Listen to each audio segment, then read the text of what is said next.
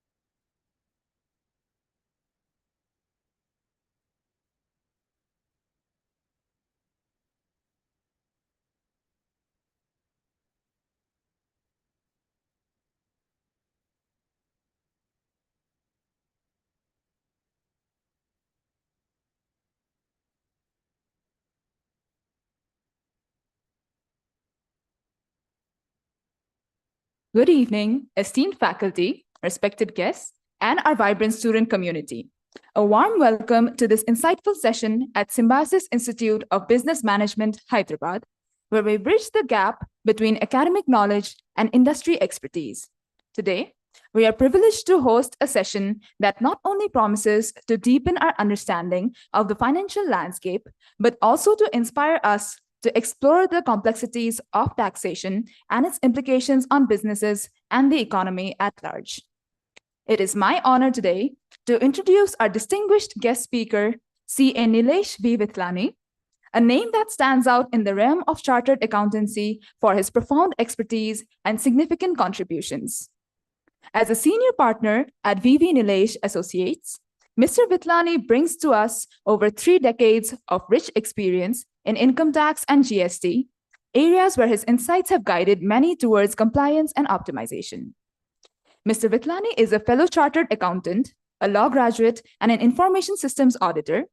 He has completed the certificate course on international taxation and the certificate course on GST, conducted by the ICAI, where he also served as a coordinator, nurturing the next generation of experts.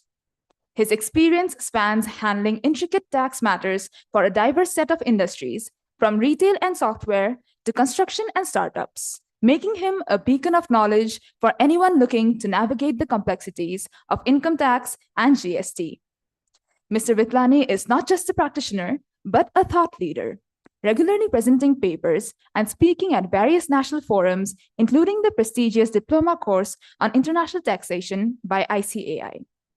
Beyond his professional endeavors, he has contributed to the field as the past chairman of the International Fiscal Association, Hyderabad subchapter, and continues to be an integral part of the Hyderabad study group of the Chamber of Tax Consultants, Mumbai. Today, Mr. Vithlani will be sharing his insights on Amrit, Kaal, Vimarsh, Vikasit, Bharat at 2047, a topic that promises to enlighten us on the future of India's economic landscape and the pivotal role of taxation and financial planning in shaping a developed India by the year 2047. Now, it is my privilege to introduce Dr. Ridhirani Ma'am, Assistant Professor at SIBM Hyderabad, Certified HR Analytics and Metrics Professional, as well as the dedicated faculty in charge of Shakti, the Women Development and Social Responsibility Cell at our institution. We would like to request Ma'am to extend a warm welcome by felicitating our distinguished guest speaker today, Mr. Nilesh V. Vithlani. Ma'am, we request you to please come on stage and felicitate our guest.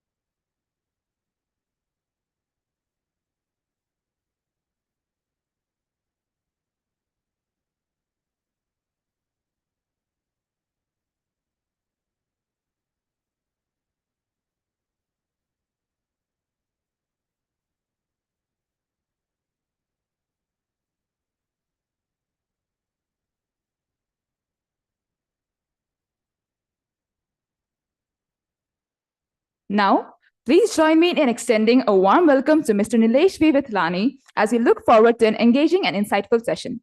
Sir.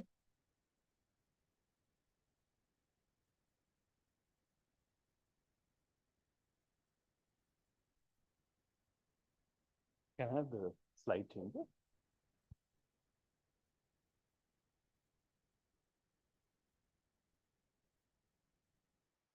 Good evening, everyone.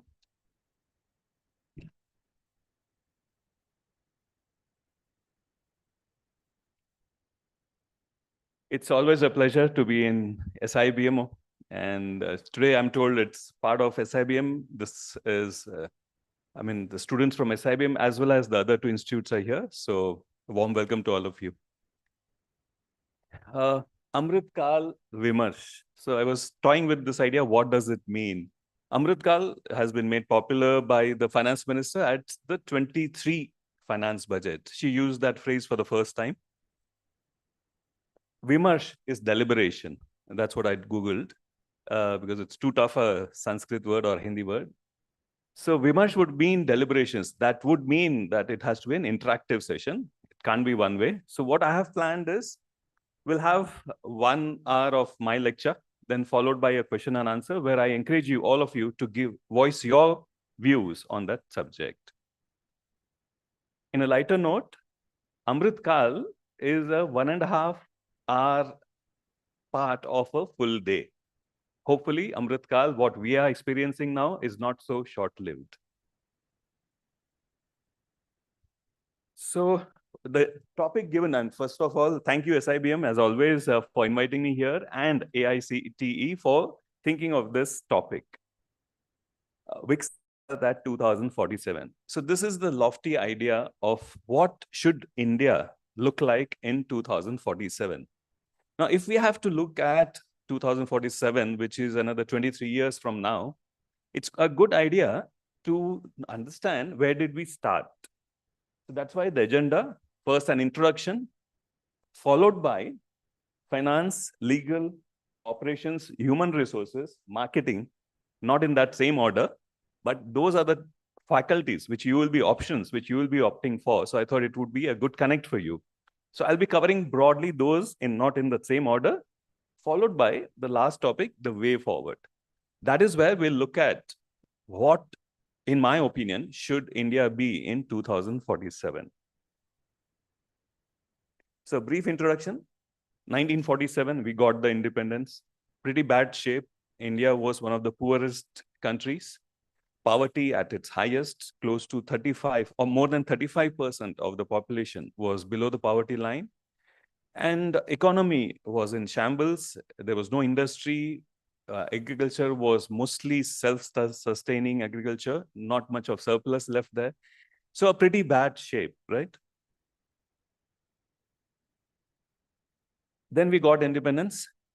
And I am deeply grateful to the first Prime Minister, Jawaharlal Nehru, who was so clear in his mind that what India should be looking at. So part of what we enjoy today is thanks to that person envisioning, looking forward into the future and what he envisioned as India of the future.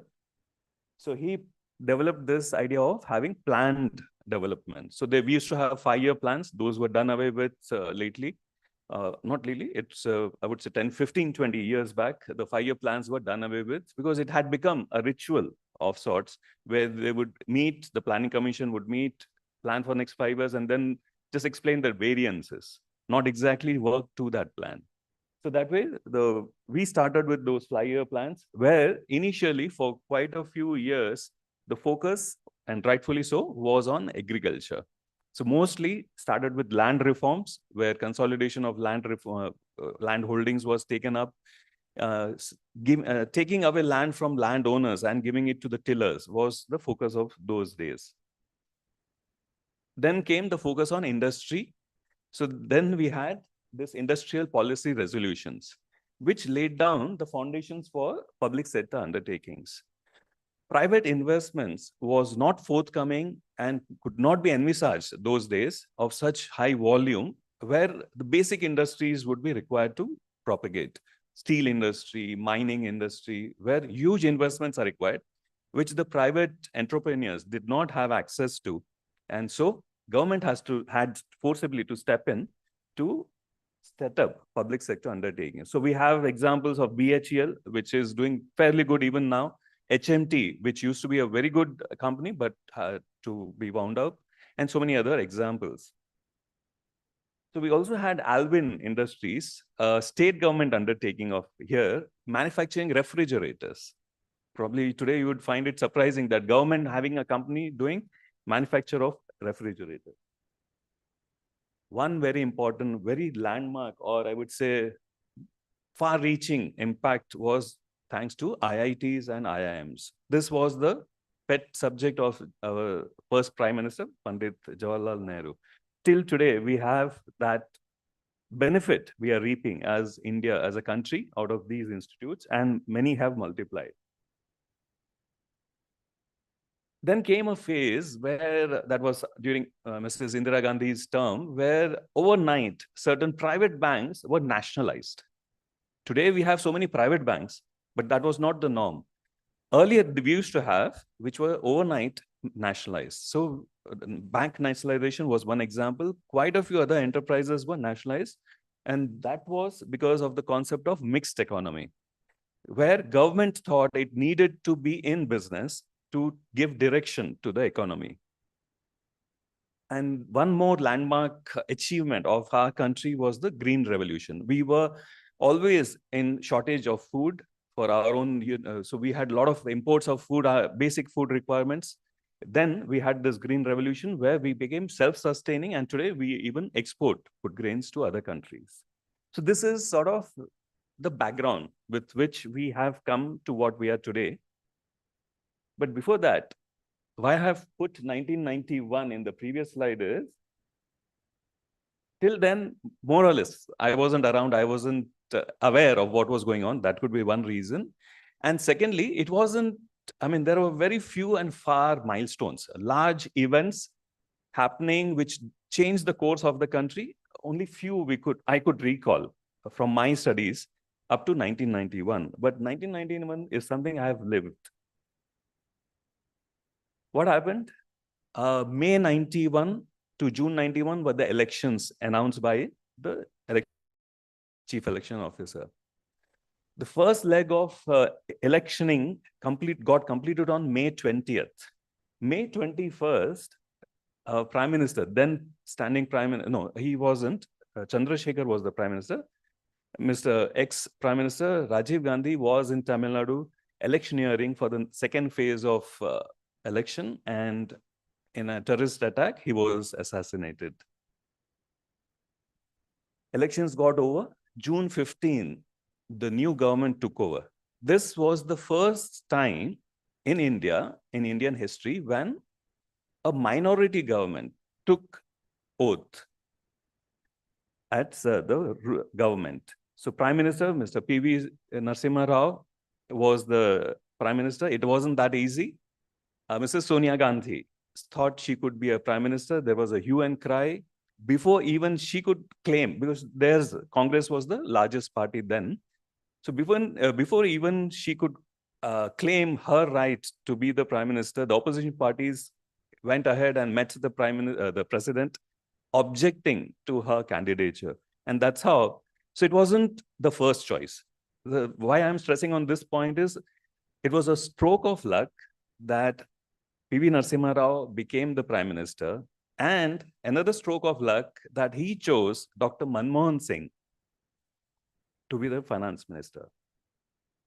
So June 20th, immediately they took charge on June 15th. Within 6 days, there was a devaluation of the rupee by 8%. So no small deal. All the exporting countries from whom India was importing would have objected. So most of them were the big bosses, United States, USSR, or Russia, Germany, UK, and so on. And yet it was an IMF, International Monetary Fund, had prescribed this, that you go ahead and do a devaluation. Why? In the 1990s, there was this 2 wars. Iraq had invaded Kuwait, and because of that, petroleum prices had shot up to this roof. And India had almost like 40% of its imports were on account of petroleum products or loans taken for importing petroleum.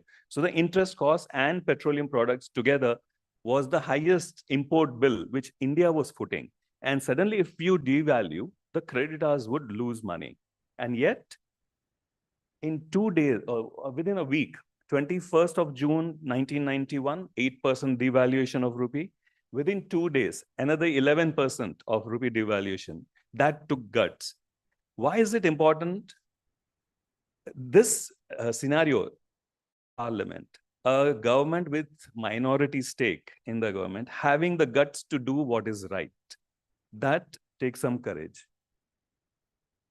July 4th, Dr. Manmohan Singh came out with a budget which was unexpected, amazingly drafted, and amazingly with a lot of futuristic ideas.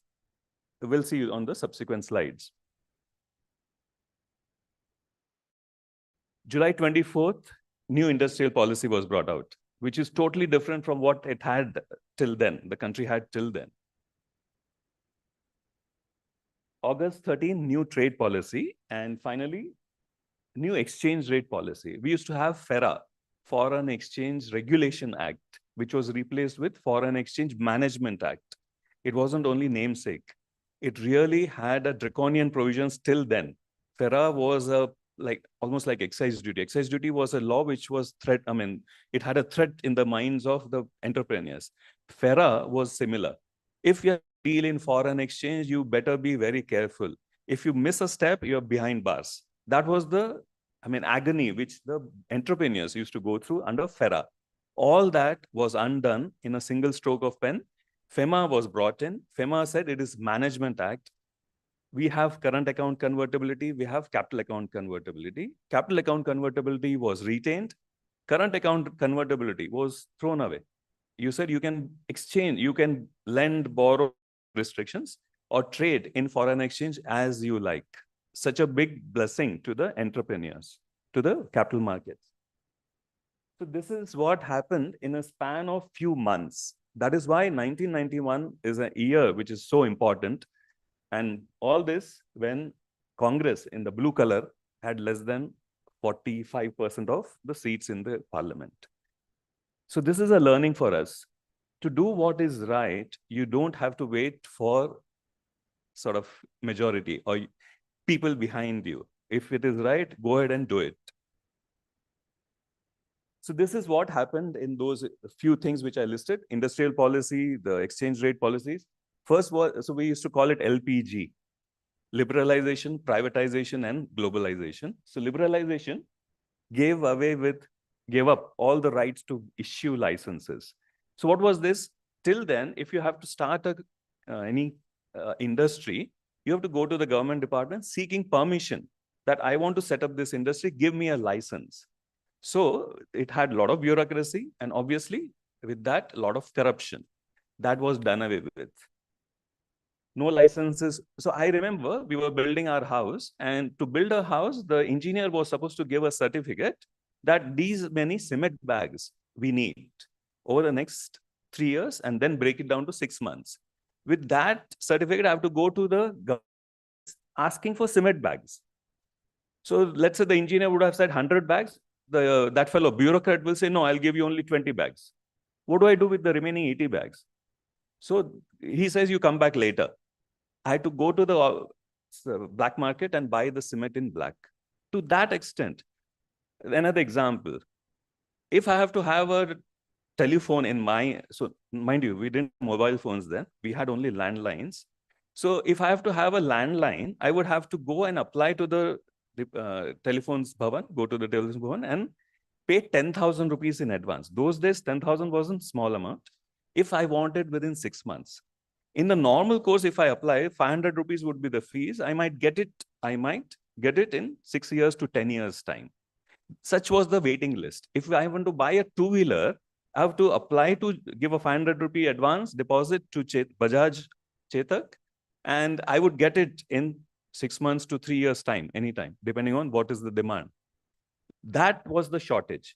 People were ready to buy products, but then you won't have supply of those products because of that protectionism. India was so protected and didn't have any competition from abroad that the industrialists who got those licenses were sort of sitting tight on it, were sitting pretty on it. Without doing much effort as to quality, quantity, they would earn bumper profits because of the shortages created. So that was the result of these licenses, quotas, and tariffs. High tariffs, we'll see in the subsequent slides. If I have to import a two-wheeler, I would have had to pay 350% import duty. First of all, it would be banned. It would be prohibited. If suppose I get a special permission, it would be 354% import duty. So it becomes unviable to import any such goods.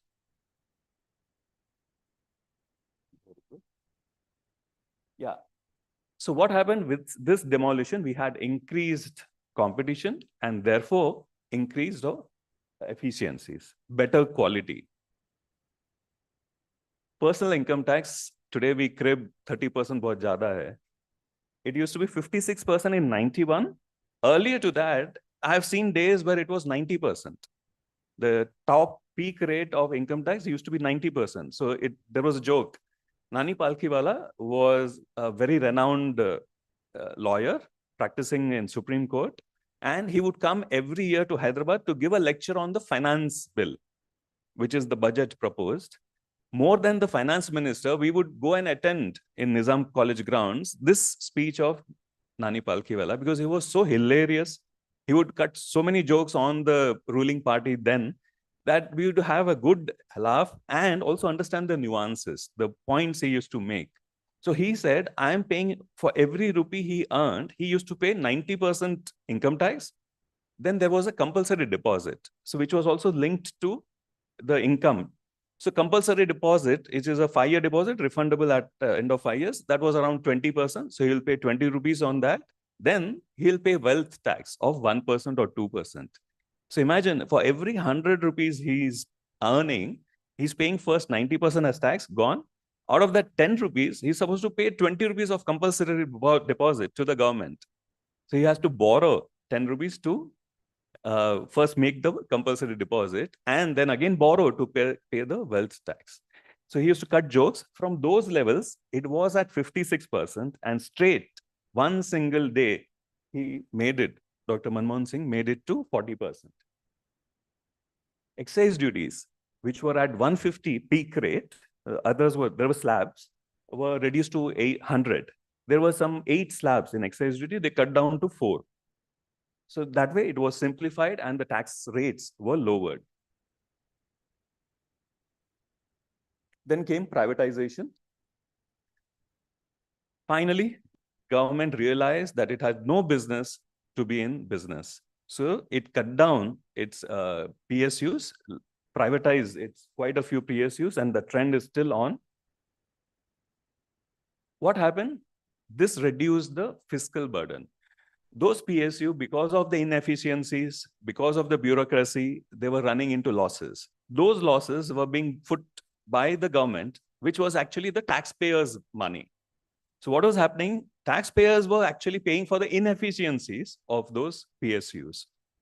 With that, with privatization of those PSUs, the burden on the taxpayer had reduced over a period.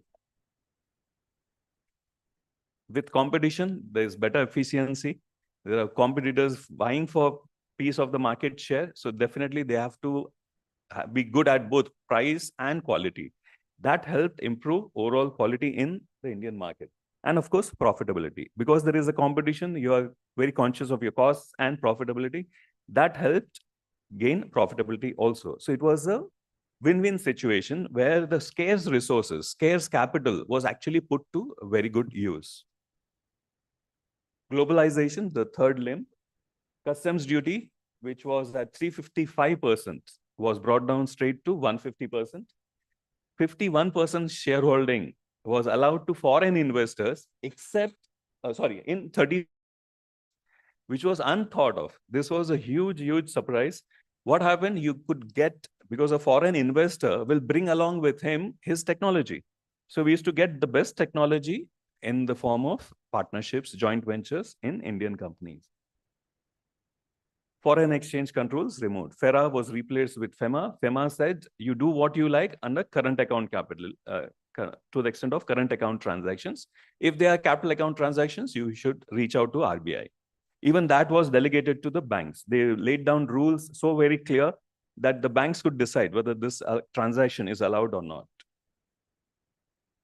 So that was the introduction part. Now let us look at what we are today in the present. First and foremost, if we have to check whether the industry or the economy is doing good or not, let's say country is a company. If I have to invest or if I have to evaluate the health of a country, how do I look? First parameter is the GDP. $3.7 trillion in 2023. Growth rate of 7.2 or 7.3. If you see backwards, 7% in 2022, the growth rate, 9%, minus 5.83, that was in 2020 because of COVID. 3.87, 6.45, 6.8, 8.26. This looks okayish to us. We want something like 8.2 because that has been the history. But pre-1991, India used to grow at 3% or at the most, at the best, at 3.5%. Across the world, that growth rate was called the Hindu growth rate as a sort of a curse to Indians' rate of growth. We were so so slow in our growth that we were called as Hindu growth rate country just because our growth rate was 3% and 3.5%. Thanks to the changes made in 1991, 8% became a norm. But then there was a phase where we dropped to 5.24, 5.6, and then 3.87 minus. Now again, we are back at 7. I'm not happy with 7. It has to be 8.25 and above because that has been our capacity. Of course, these are at a higher base level. If you see the GDP per capita is, of course, increasing. In $1 billion, we were at 1 trillion in 2010, 13 years back. Today, we are 3.7. So 7% of 3.7 is definitely 3 times more than what we used to achieve then. But be that as it may, I would say 7.5 is the non-negotiable rate of growth going forward. So it has been a huge jump, 1.67 trillion to 3.7 in 13 years. Compared to other countries, we are 5th largest in terms of GDP. We are 3.75, as we saw. 7.2 is the growth rate. Next to Germany and Japan, within arm's reach, probably in a year or two, we should cross. For 2 reasons. The difference is much less. Secondly, the last column, our growth rate are much faster than Germany and Japan. Of course, they are far more developed in terms of their size of population, pro rata. So per capita, we are way behind them. It's only the total GDP which we are looking at. But so crossing Germany and Japan, not a big task. Crossing China, which is on 2nd place now, seems a little difficult. First of all, it is far ahead as of now. We are 3.75, they are 17.7, which is almost like 5 times, right? 5, 3 is 15, yeah. So close to 5 times our size. And the growth rate is also fairly good at 6.3. It is slowing down, but then it is going to be a big task to catch up with the 2nd and 3rd. US, of course, it's sitting at 23.3 with a reasonable growth rate, 1.58. So that is how India stands today, 5th in the world in terms of total GDP.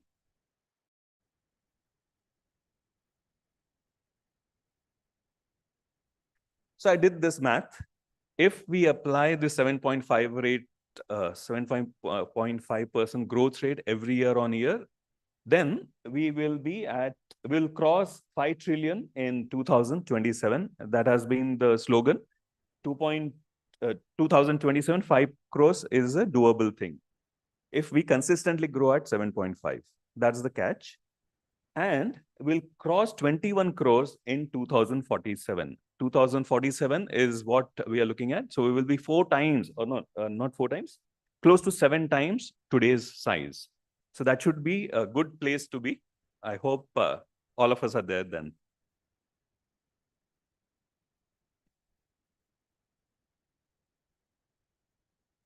Another indicator, that was GDP. Another indicator is how much of funds did the stock market raise in forms of fundraisers, IPOs and FPOs. So that also is something really heartening. In 2012, it was 6,961 crores. Last year, it was 54,404, a huge jump. But then there was one year, 2021, where we had an amazing time in the stock market. 1,19,000 was raised as additional funding into companies. Why is that? 70,000 belongs to Reliance Industries. During COVID, Reliance Industries liquidated a large chunk of its digital business to Google's, Facebook's, and all of them. That raised 70,000 crores. But for that, we have been consistently growing. So 6,000, then steep down 1,600, 1,400, then suddenly 13, 27, 77, 34. Now consistently at 26. If we remove that 70 is 49, 61 and 54,000 crores every year. That's a huge thing. I think that's because thanks to the public subscribing to the IPOs and retailers. Retail investors chunk is also quite hearteningly growing. So SIPs are one example how they have been growing over the years.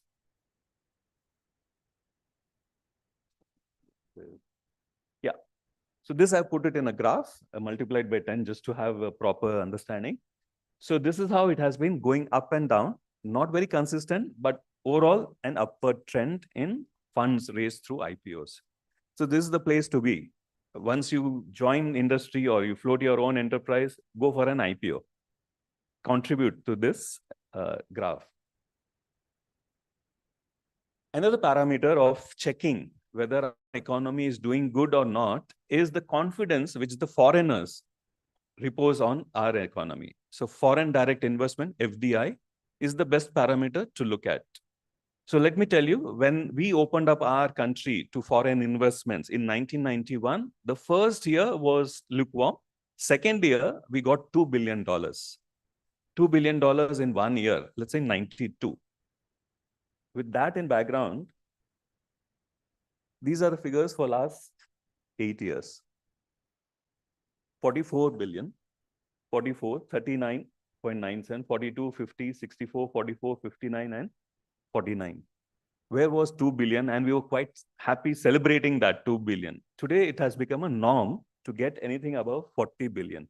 That is the confidence foreigners are reposing in our economy. Today, of course, it's sort of a beacon across the world that India is performing so well. The 7+ point percentage growth rate is unheard of today in the entire world of reasonable sized countries. So that is the achievement of India, I would say. 44 billion to 49 billion, consistently having 40+ billion investment in the country. As a percentage of GDP, we are still less. That is a sort of something to work on. The agenda for going forward should be to increase the proportion. We as the economy are growing. Why not increase the FDI also in the same proportion? That's the catch. Because we are a country where we need a lot of investments, infrastructure, industries, and so on. So why not get more and more foreign investment? That will help achieve our growth targets faster. So we don't have to invest. We invest 1 rupee, the foreigner invests 1 rupee. With 2 rupees, we achieve that 7.5% growth rate much faster. So this is a graphic presentation of that same statistics. So, but for the COVID years, 2021, it has been on a growth path. 23, again, there is a dip. Hopefully, that should be a minor correction. We should be back onto the trajectory of growth. So, yeah, if we take 5 years chunk, 2014 to 23 versus 5 to 14, sorry, 9 years chunk, it has almost doubled. Consistently in the last 9 years, we have had $44+ billion coming in, $44 billion, whereas it was much lower in the preceding 9 years. Obviously, the impact is employment improves. Unemployment is declining over the years. Right from 17, it used to be 6%. Of course, these are government statistics, so we have to take them with a pinch of salt. Assuming we add some bit to that, let's say 10 to 7. So reasonable downward trend in unemployment. Very happy situation. This is very crucial. So again, this would be cyclical. So right now, the banks are holding lesser non-performing assets. What is that? The banking industry, RBI has prescribed banks that they should watch their advances. If the advances are not yielding any interest or installments for 90 days, then it is classified as NPA, non-performing asset. You do not recognize interest on that from that day onwards. If you have unrealized interest, reverse it. So it's a double impact. It's a very strict norm. Thankfully, These are also imposed by IMF, but it has helped the banking industry grow. So with that in mind, the NPA is the benchmark of performance of banks. Higher the NPAs, lower the performance. Lower the NPAs, better the performance. So all over, across the banking industry, the NPA holdings have come down. So there could be two reasons for this. One, economy has performed well, so recoveries are better. Second, that banks would have written off their advances. So I think both have played in this role, their role in this statistic. So we shouldn't be assuming that this fall is because all the borrowers have become good and they have come forward to pay. No, that's not the case. Some of it is because the banks have written off. Even that is good, because to carry NPAs on the balance sheet of the bank is a drag. Investors will not be confident. So what the government has done is they have created separate vehicles called Asset Recovery Corporation, asset reconstruction companies, where these NPAs are moved at the price they bid. The ARCs are private investors. They will bid for the NPAs of banks. So let's say account of SBI has gone bad. It will say that I'm holding the face value of the borrowing at 10,000 crores. I'm willing to give up this at 8,000 crores or 7,000 crores. So there'll be a bid from the ARCs. They are professional sort of liquidators or professional turnarounders, people who take over struggling companies and turn them around. So that's a business by itself. So those guys will bid for such NPAs, and so that the banks are relieved of those NPAs. It's a transparent deal. It's a market-driven price which has been cut, so it becomes faster. Worst thing you can do with NPAs is to stick on to them. Shelve it, remove it from your balance sheet, start looking at new borrowings, lend out to better entities. That's how banking is worked out. So that helped. The concept of ARCs has helped clean up the balance sheets of the banks. This has been a huge, huge success. Digital transactions. So thanks to demonetization has been criticized, and rightfully so, on several counts. That it was unplanned, it had led poorest of poor to stand in queues to exchange money, which was of no fault of theirs, and yet the well-to-do could do it with ease. If we keep those criticisms aside, there have been some very good plus points on the economy. One of them is digital payments. It has helped digitize our economy beyond our imagination. Why I'm saying that is, once you go out of India, you'll realize digital payments is not such a big thing abroad. We have our vegetable vendor, auto driver, a rickshaw fellow, I'm told even beggars, they accept GPay, right? So that is the level of depth, the trickling down of technology of digital payments down to the last person of the country. Moment you go to US, you don't have such facilities. Such a big economy, developed country doesn't have such a widespread digital payment system. So this has been, what is happening here is the black money, the cash component in the economy is coming down. Cash component is nothing but a large part of your black economy. With digital payments coming in, there is an automatic tracking of transactions which gets captured in your P&L account finally. So from 4,000 transactions per month, annually, per annum, 4,000, it was less than that. So around, let's say 2,000 crore transactions per annum to more than 13,000 crore transactions per annum in India. So it translates into like 1 crore transaction per day. 13,000 per annum is like divided by 365 would be how much? So many thousands of 20,000, no, 365, 400 crore transaction per day in India. Huge. I think this is where this is going to go further, because it's more and more people taking to the technology, it's going to only increase. Very important, exports. We earn foreign exchange money in two ways. One, we bring in capital. Second is, of course, portfolio. So one criticism of FDI was that a large part of the foreign direct investment was in the stock market. Typically, that is meant for short-term gains of that fellow, who the investor, not for the country. They are not doing any good to the country, was the argument put forth when we opened up the stock market to foreign investors. But then it has been found that although it could be a temporary fluctuation of foreign investors withdrawing their money, it has come back with a vengeance. They have found worth in India for over decades now. From 1991, today we are like 20, almost 30 years back. So since then, they have been invested and have gone up. Their investments have only gone up. So that, apart from the portfolio investments and FDI, exports is where a country would earn foreign exchange from abroad. So how have we fared? We have had recently China +1 policy, a very good, but I'm sad to say we have lost out to countries like Vietnam and Indonesia. We could have done better, but still in the right place. If we can push forth with this PLI has been a great success. We have seen Apple manufacturing its phones in India, and it's like going up leaps and bounds. That's going to be 1 year from now, that's going to be the talk of the town. Mobile industry has become a biggest exporter. Automobile industry could be another place where we can focus on. It could be also a huge export revenue generator. So these are the pushes by the government, which is helping us improve the manufacturing, achieving greater scales of economy, and in turn, getting revenues, foreign exchange in return.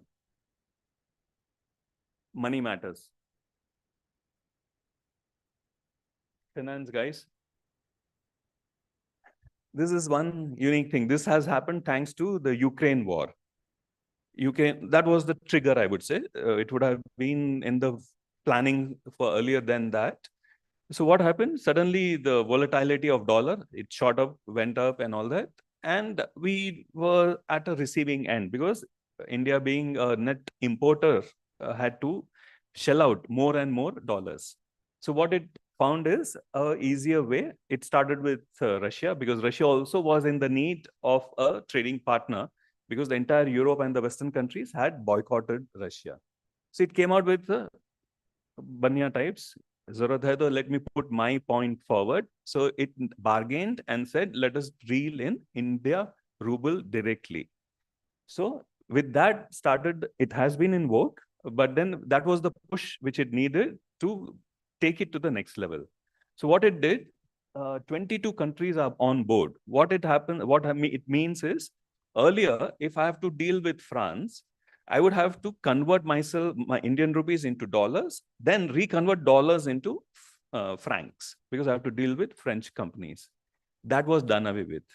What India said, RBI said is, asked the foreign company or the foreign country to open a bank account in an Indian bank. It need not be SBI or anything. The 19 banks were listed out. Some could be foreign banks. So those banks would have a Vostro account. It's called account. They will have a balance kept in, let's say, RBI Mumbai. If as an importer, I have to pay franc to a French company, I would say that I'll use the French Vostro account here in SBI Mumbai instead of using the dollar exchange rate. Otherwise, till then, it was all through dollar. So now I'll give rupees. The Indian bank having the French company having a Vostro account in the Indian bank, the Indian bank will say, okay, I'm giving you Swiss franc directly. So the exchange rate of these two currencies was being determined on the demand and supply of that day, independent of the dollar rate. Otherwise, what used to happen, bank charges of conversion. If first I have to buy dollars, then sell dollars to get franc, and then transfer those francs to the Indian importer. All that has been done away with, and this is the future. It has not taken out, majorly, but this is the future. So international trade settlement mechanism is what this Vostro account does. Introduced in July 22 by RBI, 9 banks have been authorized to operate these rupee Vostro accounts, and 22 countries have been onboarded to this. So it's a small beginning. Not many of those 22 countries are big. Obviously, US will not join here because the purpose was to sidetrack the US dollar. So France is one of the major countries. Others are smaller countries, I would say. Another concern pre-1991 was the current account deficit. What do we mean by current account deficit? Total imports minus total exports. As a country, if I have to import something, I need foreign currency. To get the foreign currency, I should be able to export something so that I earn that foreign currency. Otherwise, what will happen? My conversion rate will deteriorate all the time. Indian rupee would deteriorate because it doesn't have that much of value in terms of goods or services which Indians could offer abroad. So India's currency was actually its goods and services, which gets converted into a foreign currency, and that with that, we can import goods. So we were always dependent on oil imports, petroleum imports. That was a major drain. And apart from that, we used to borrow a lot from IMF. So we had interest payments on those. To overcome that, so traditionally, we always use 5% and upwards as current account deficit. But if you see now, maximum we have gone up is 2% in 2019. But below that, all throughout. I would say we should get into a reverse position. We should have a surplus. Why not India be a net exporter? Why should always India be a net importer? That's the future perception, I would say. So more and more exports will actually help us overcome this. So still in a good position, I would say. Right now, 2024 projected is little less than 1% of variance. Of the GDP, sorry. This is in terms of GDP. That takes us to the legal aspects of it. So those from legal background would know that it was a huge task to bring about GST. So GST goes back, the implementation goes back, it has been invoked since 1st of July. That is 7 years now. But the idea was much older. Entire European Union is under single VAT. We are cribbing about states not agreeing on GST. Their countries have agreed to come under a single VAT. It's called European VAT. So what happens there is, suppose I go on a European tour. I go from the eastern boundaries, let's say, I don't know if Turkey is part of EU. Let's, for example, take Turkey. I buy something in Turkey and I exit from France, which is the other end of Europe, or UK. UK is not part of, I'm not sure. I'll take France example. France is part of EU VAT system. So I come back to India from France. The entire GST, which I would have paid in each of the countries which I crossed from the eastern boundary to the western boundary of Europe, can be got as a refund in cash at the Paris airport. That is the seamless value addition tax which EU VAT imposes. We borrowed that idea into India. The major task was convincing the states, because under the constitution, states were given a right to tax certain parameters. It was called list 2. List 1, central government. So for example, income tax, only central government had a right to tax. Agricultural income tax, only state governments had a right to tax. None of them would tax because that's the vote bank. Coming to excise duty, only central government would have a right to tax. State tax would have sales tax. So we used to have sales tax, which got replaced with VAT. That was the historical background. Come 2017, with all the bickering, all the bargaining, we had a GST in place. What was the GST? We would have state government tax, we would have central government tax. All this was bargaining, never thought of initially. Initially, the idea was only one single tax, replacing all taxes. So state government under the constitution have a right to tax. How will they meet their requirements of expenditures? So the compromise was, we'll break down the entire GST into half-half. 50% goes to state, 50% goes to center. How do we impose this? We create a GST council, which was not there in the constitution. The constitution had only state legislatures, central parliament, nothing in between. So this artificial body was carved out only for levying GST in the constitution. So Herculean task to amend the constitution, it's a huge task. All the states have to agree by a 3/4 majority. Central parliament has to pass it with a 3/4 majority, and then it would go to the president for its assent. This entire done. One takeaway, Jammu and Kashmir, because of its special status then, was given an option if it wanted to join the Indian GST. Jammu and Kashmir legislature was the last state to pass this resolution of joining the Indian GST. So in that background, I'll borrow this. When you are okay to join the Indian tax regime, why do you oppose withdrawal of Article 370? So that's how I connect. So in that sense, it was a systemic change. The GST was no easy task. It replaced like close to 14, 17 taxes all put together. In one go, one single levy of GST came about. It had a seismic effect. It was a path-breaking, shattering effect. I'll tell you why. GST Council, I already told you, was a creature created out of only this purpose of implementing GST.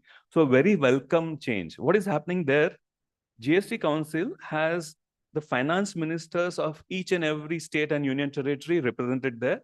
Central government finance minister is there. Chairman of the GST Council is by rotation, not the central government, central finance minister. It is by rotation, the state.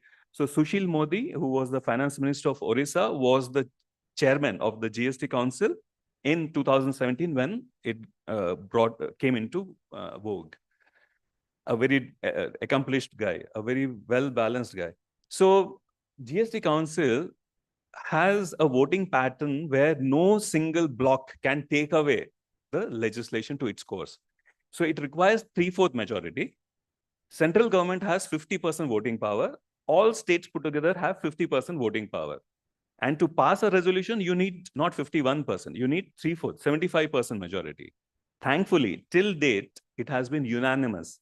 We have had around 30 GST council meetings. Every quarter there is a meeting to implement the law, to bring about changes and so on. Till date, almost till date, 100% of the resolutions have been unanimous. So that is federal cooperation. Now look at this scenario. Each state has its own legislature coming from each different parties across the political parties across the country. But for the purpose of levy of taxes, it has become so professional that you keep aside your differences and come about with the changes which are required.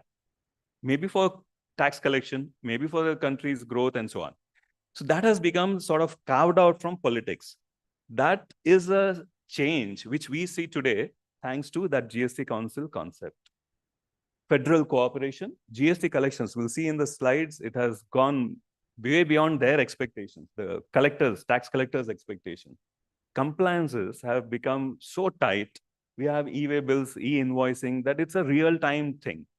An inspector standing at a highway checkpoint will have a scanner in his hand.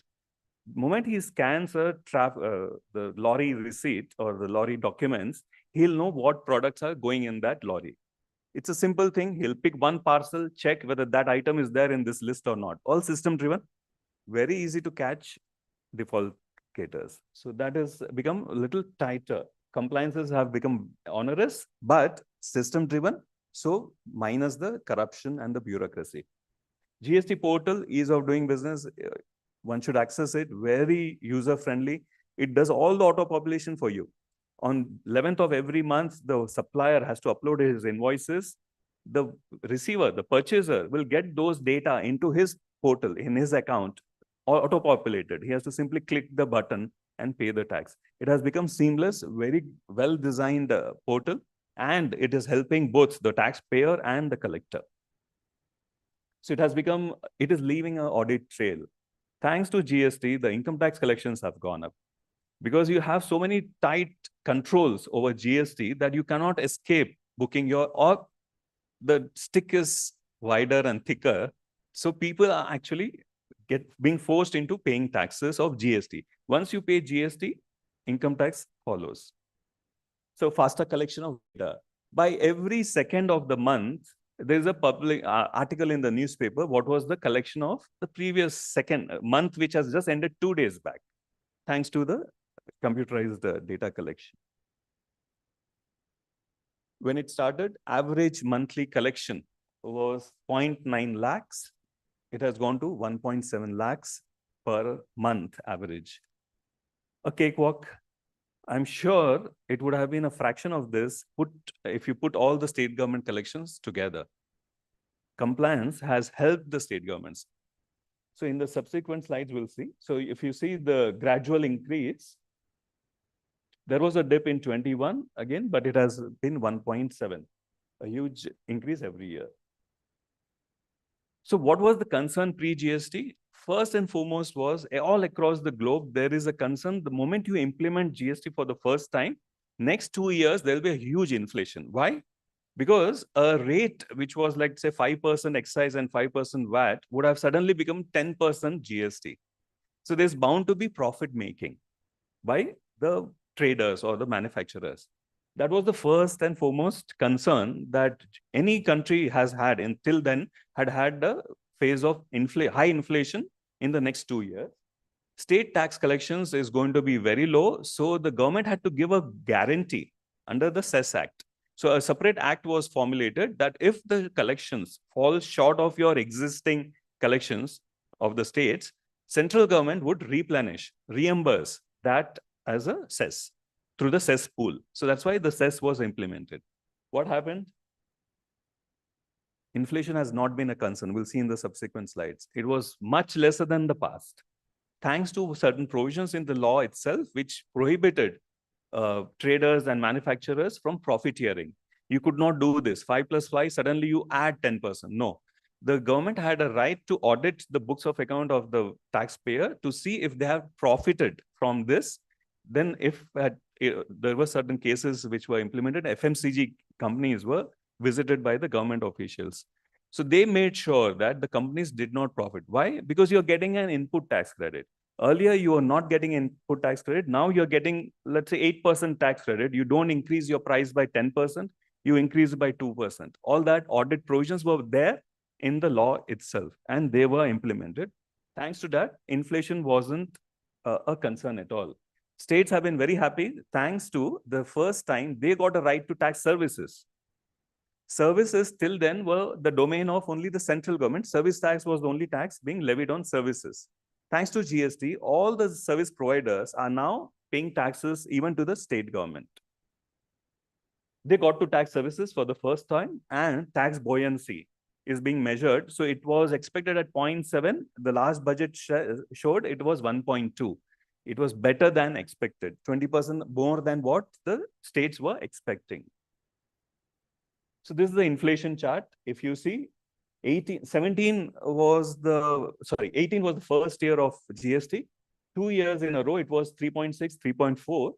20, it shot up to 4.8, and then it has shot up, not because of GST. It was because of COVID. Government had to print notes, print rupees to meet the demands of food and such subsidies which were given away. So this spike in the inflation is not because of GST. It is because of the COVID and the deficit financing, which has gone up. That is, government is printing more and more notes to meet the needs of the people. But for that, this is a concern. We need to bring it back to those levels of 3.6 to 3.4 quickly. So 5.5, the budget projects next year, it's going to be around 5, but I'm not happy. It should have been a sudden drop because now it's back to normalcy, right? Why do we need deficit financing? Income tax. Income tax collections also have been going up very deceitfully, very slowly. But if you see over a period of time, they have jumped 3 times. Increase in number of SSCs. The purpose of keeping the tax rate at 30, which is, to my mind, low and very reasonable. To most of you, probably it is still high. I've seen people cribbing, especially the salaried employees who tend to pay more and compared to others who are in entrepreneurs or the manufacturers. So, but be that as it may, 30% is a very reasonable tax compared even to other countries. So increase in number of SSCs, increasing the tax base helps keep the rates nominal. Carrot and stick approach. Over the years, the Income Tax Act has been amended to bring about huge penalties. There used to be a penalty, for example, for concealment, 100 to 300% of the tax. which was left to the officer to decide. It was a discretionary levy. Typically what happened, most of the cases, no penalty was being levied and they would go away with a nominal penalty thanks to the corruption. Since then, what has happened, demonetization year, they brought out a provision that you could declare income at 40% tax. No one came forward. Because the regular rate is 30%, why should I declare at 40%? Smartly, they amended the law midway. Normally, the income tax law is amended through the Finance Act. This one, amendment, was brought about midway just to make that scheme popular. What they said is, if you deposit cash in the bank beyond this date, you will be visited with 60% tax. What was 30% suddenly became 60%. So this carrot and stick approach, you show the carrot, if you don't take the carrot, you get the stick. That's how the government has implemented Income Tax Act. Now the penalties are pretty high. If you are visited with a raid party and you declare the tax there, you have to pay 30% normal tax, 30% additional tax. If you accept. If you don't accept, if you agitate, and finally the officer gets the evidence and taxes you, the penalty becomes, total becomes 90%. If you go in appeal and lose the appeal, it becomes 120%. You wanted to get away with stealing 100 rupees of tax, you will end up paying 120. So that has become the approach of the government, that if you don't comply, you visit penalties of huge penalties. So what was that last? Yeah, increase in cost of non-compliance. So if you are a non-compliant SSC, your costs become unbearable. So next slide is the collection. So this, we feel that income tax, we get WhatsApp forwards, right? That income tax is going to be abolished from next year, 1% or 0.1% on banking transactions. All that has been tried out in the past. It has failed. So income tax is not going anywhere. Income tax is going to remain for this reason. 16,36,000 crores of rupees were collected in 2023. The growth rate -5, 1.52. So previous year it was much better, 16 crores, 61 lakhs, 9 lakh crores, 10 lakh crores. Look at that trend. In 2011, we were at 5 lakh crores. It has suddenly become 16 lakhs, 3 times in 13 years. 2000, it was 68,000 crores. Today it is 16. So 23 times in 23 years. If India were a country, I would definitely buy its shares. Such a big income. It has a right to tax, right? That's the pure income it is getting. The collection, cost of collection is in 1%, less than 1%. So 23 times increase in revenues in 23 years is a deceitful gradual increase. This is on a graph. There's a small dip there. Of course, that dip is because of the COVID years. But that dip, I'm sure, is a small correction. It is going to go up further. Again, thanks to the jugalmandi between GST and income tax. So if you pick up any 26 AS, that's the form of income tax, which generates automatically on the portal. It gives you an entire transaction, a summary of transactions, the TDS, the incomes, where you have earned, and the GST data. So there's no escaping the jugalbandi of GST and income tax. What has happened with all that boost in collection of taxes? This is what has been done. Capital expenditure has been increased consistently over a period of 18. It was 3 lakh, less than 3 lakh crore rupees per annum. Now today it stands at almost 12 lakh crores per annum. If you are an investor, where would you invest?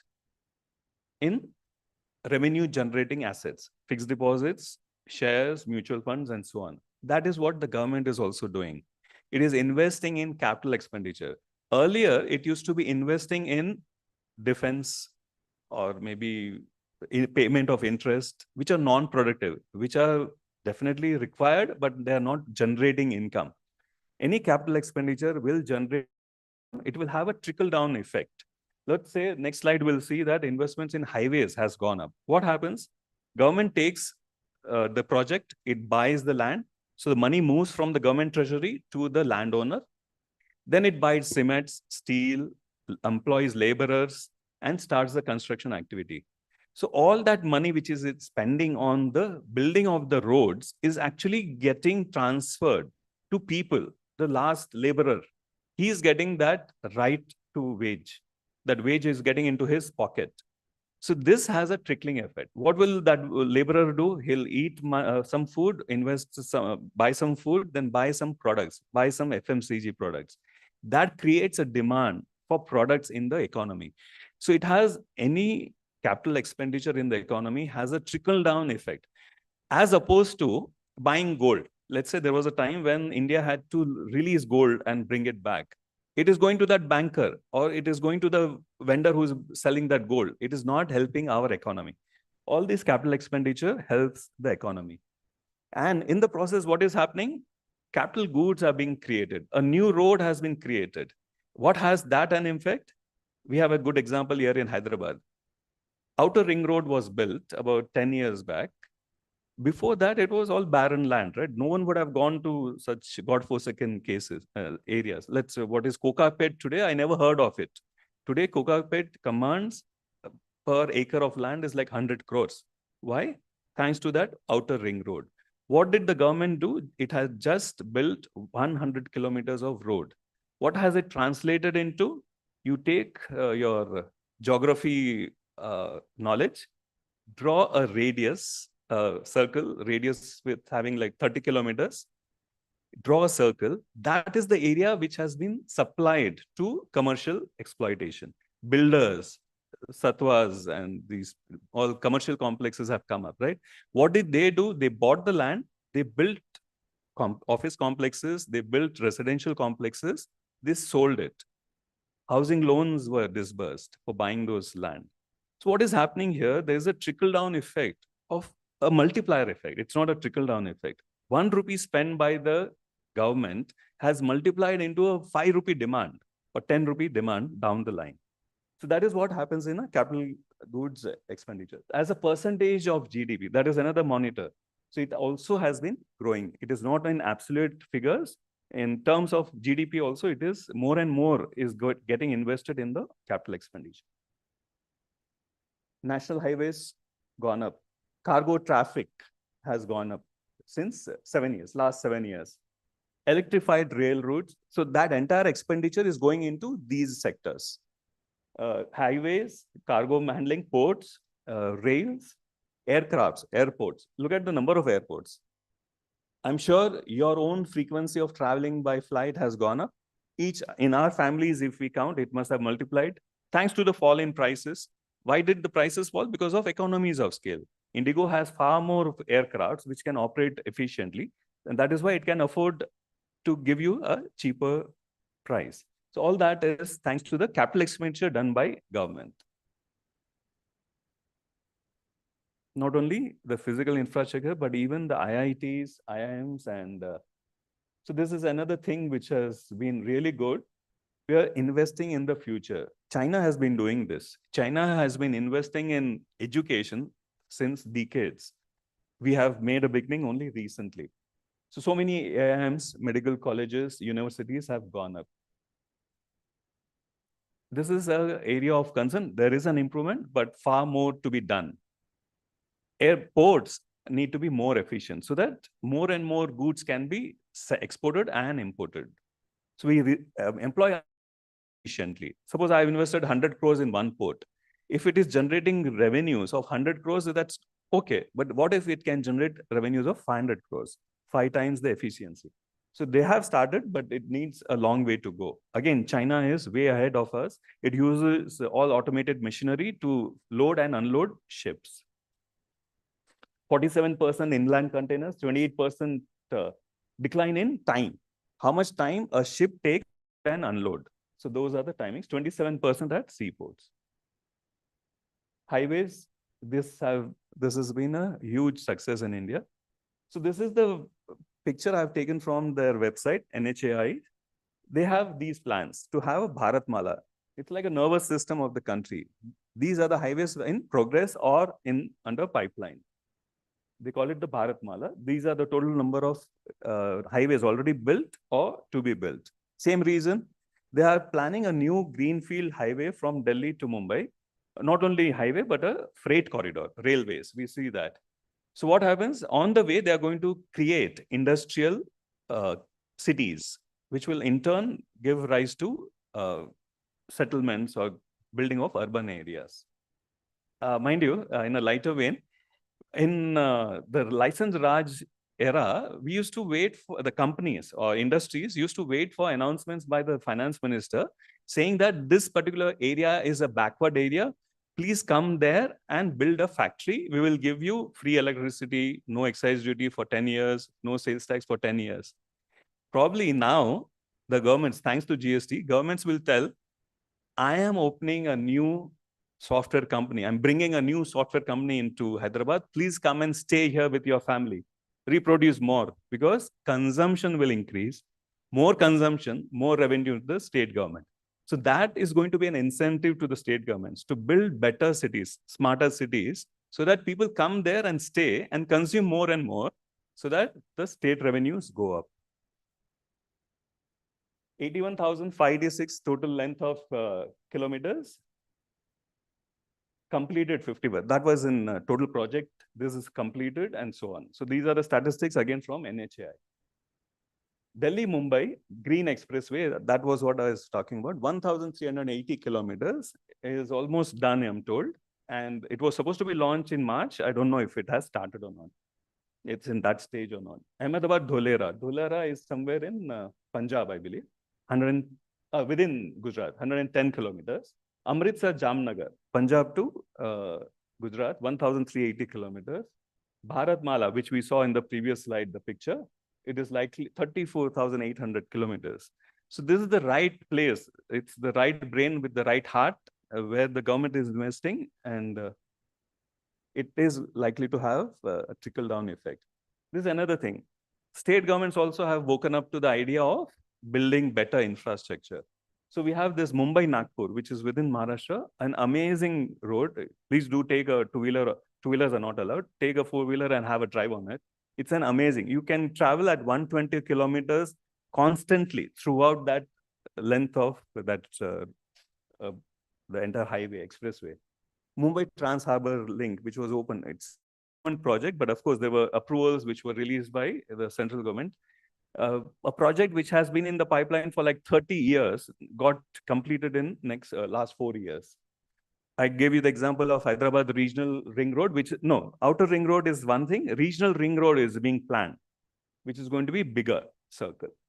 Metro lines in various urban areas. We see Nagpur having such beautiful metro lines. What happens? We enjoy city life. We enjoy that city life. So people will come and settle there. Commute becomes easier. I can buy a house 30 kilometers away and still reach my place of work within 30 minutes. So that's something which helps grow the city faster and wider. Again, economic benefits.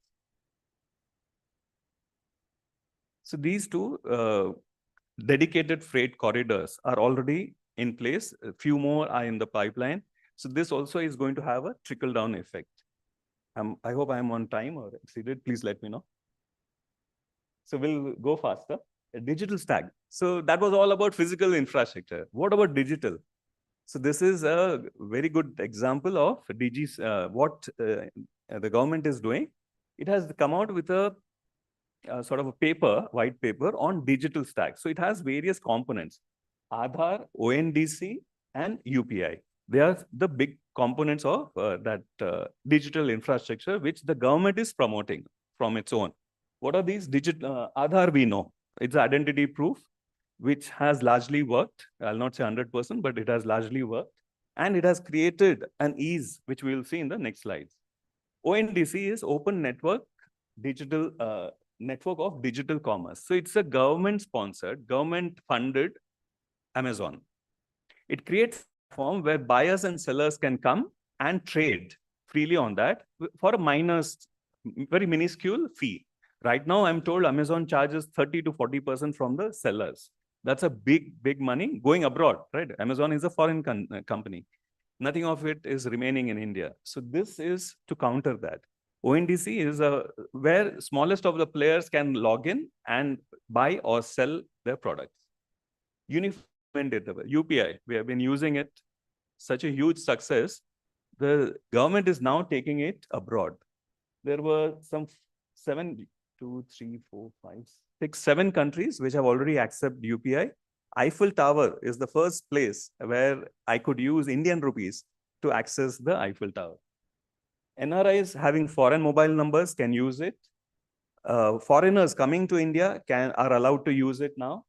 Indians traveling abroad using their mobile numbers can also use this. So this has been a recent development where UPI has gone international. Direct benefit transfer. Subsidies were being transferred through in cash, right?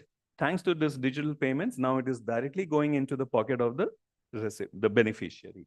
DG Yatra, you travel to any airport, 15 airports till now, it's become a cakewalk. Co-win was a good example. I had a friend who went along with his parents to the US after taking the vaccination here. So the friend was a foreign citizen. He didn't have this app, co-win app, whereas the parents had. They were like 60, 70 years old. And in the immigration, that fellow, poor fellow, the US citizen, he's trying to look for that certificate, paper certificate of vaccination so that the immigration guy can allow him. Whereas his parents just walked in showing the co-win app. That was a huge, huge success. It helped implementing vaccination so efficiently. Thanks to, again, the Aadhaar base. Last limb, this was all fine, the past and the present. How do we take our country to the next decade or till 2047? That's where it's your role now. Maybe I'll not be there around for next 20, 30, 40 years, but you are sure going to be there. So this is something for you. A book called The Future of Freedom, written by Farid Zakaria. He is a US-based journalist, son of an Indian parent who was a US ambassador, very renowned ambassador, Mr. Zakaria. I forget the first name. So what he wrote, this book is 20-year-old book, but it is still relevant. Why? Because we have a situation, we have a majority government. So he says, so many democracies, Hitler was belonging to a majority government. He was an elect, he didn't he didn't fight an election, but his party fought an election where they got a majority and he became the premier, the chancellor. So he says, first and foremost, we need to achieve liberal democracy. Why? We'll see in the subsequent slides. He says, normal democracy is a very vintage point. 1900, there was no democracy in the world. 1900, that is, how many? 124 years back, there was no democracy. All were monarchies, aristocrats, and so on. Today, 85% of the countries are democratic. But can we say with challenge that all 85 countries are better off? So he says, no, it's a big no. We have examples of democracies not working well. So what should we as citizens do to make the democracy work? It has to be liberal democracy, no ordinary democracy. It has to be a liberal democracy. Democracy is also a progression. It's not one goal. It is a progression. Free and fair elections given. It has to be free and fair. Rule, we have our neighbor, next door neighbor, where this itself is in doubt, whether the elections were free and fair. Rule of law, very important. If I have a right, there should be someone to help me enforce it. Rule of law. Separation of powers, very important. Legislature, judiciary, and the executive have to have distinct silos. They cannot be hand in hand. Protection of basic liberties, speech, assembly, religion, and property. If you have these basic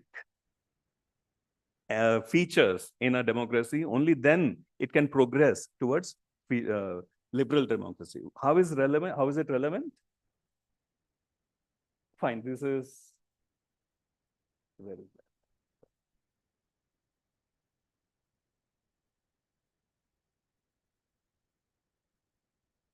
Sorry, it has gone out. I have an important point, one point to make there. Why is having a liberal democracy important for economic growth of a country? This book says they are in hand. Why? If democracy means there is a division of power between the authorities and the economy. The economy can flourish only when there is a division of that power, clear demarcation. The moment a businessman becomes the government runner or the government becomes a businessman, you won't have democracy. Democracy will not survive. That's socialism. So if you have to shy away from going down that path, if you want to progress as a country, first and foremost is you should have a liberal democracy that will help you, all the entrepreneurs, citizens, to flourish economically also. I hope that was useful. Thank you very much.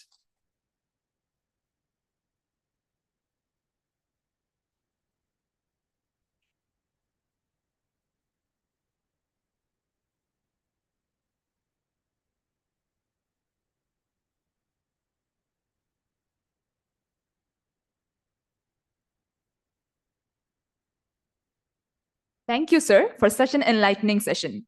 The depth of knowledge you have shared today has truly broadened our perspectives. Now, as we bring this session to a close, I kindly invite Dr. Riddhi Rani ma'am on stage to deliver the vote of thanks.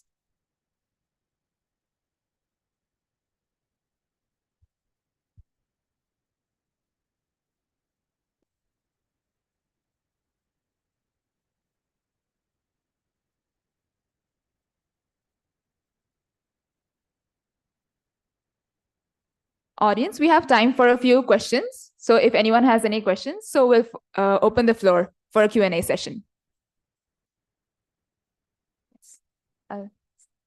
Yeah. Can someone please give a mic to Kishan? Hello. Good evening, sir. Sir, would you like?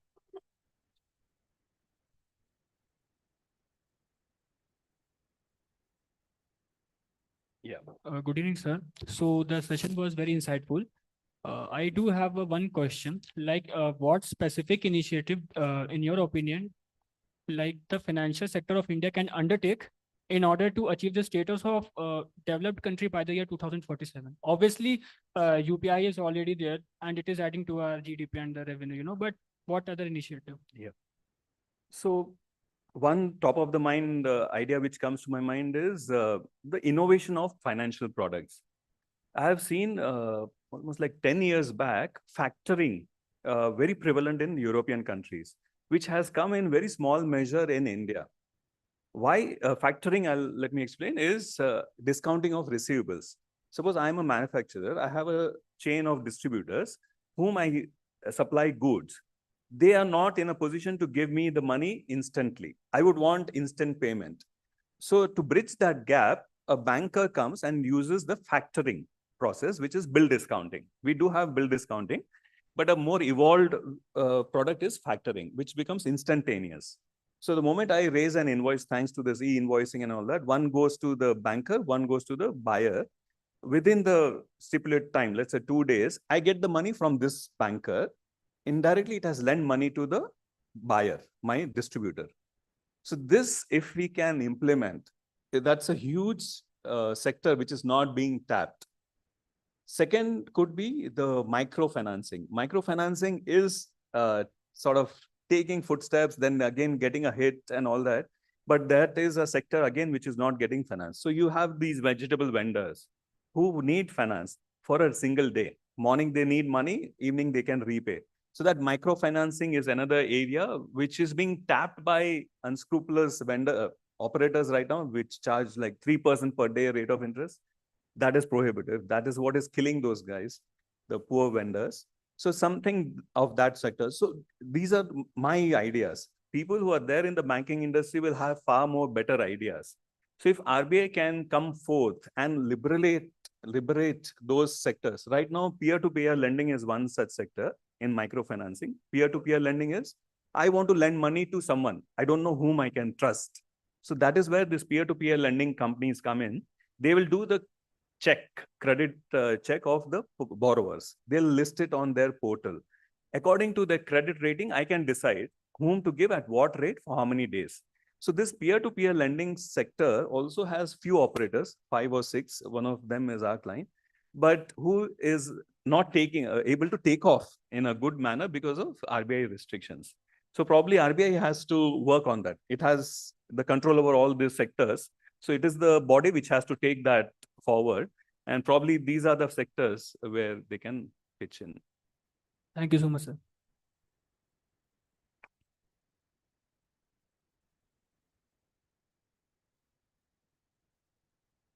Any other?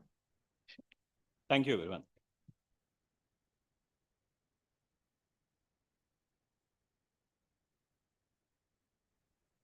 Good evening, everyone. I know that you have been very patient enough to listen to Sir's session. Thank you. Thank you so much, Arvind. I am okay, fine. So thank you so much, sir. It's my pleasure to extend the vote of thanks. And I think today I have, not as a faculty I've taken, more as a student of geopolitics.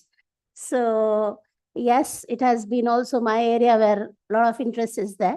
But then the concepts which you have covered with so much of ease, and I'm sure the students, if you have heard, it's very good.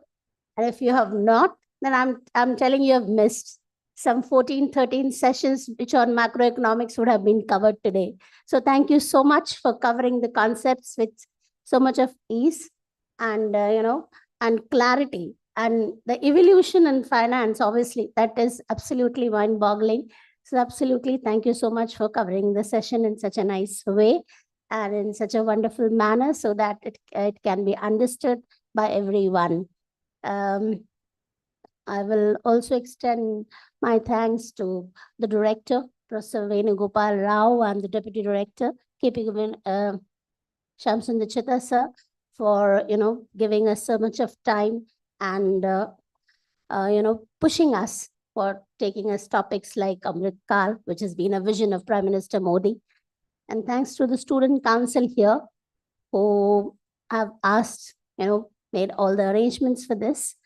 And thank you everyone for being patiently hearing and listening. Thank you so much, sir.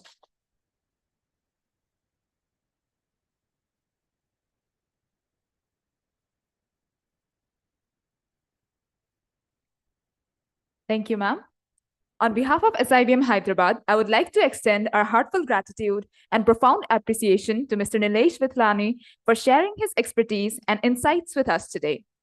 A special thank you to each and every one of you in the audience for your participation and for making this event a success. Your presence and engagement have made today's session truly memorable. With that, we come to the end of the session. Have a wonderful evening ahead. Thank you. Audience, please stay back for a minute.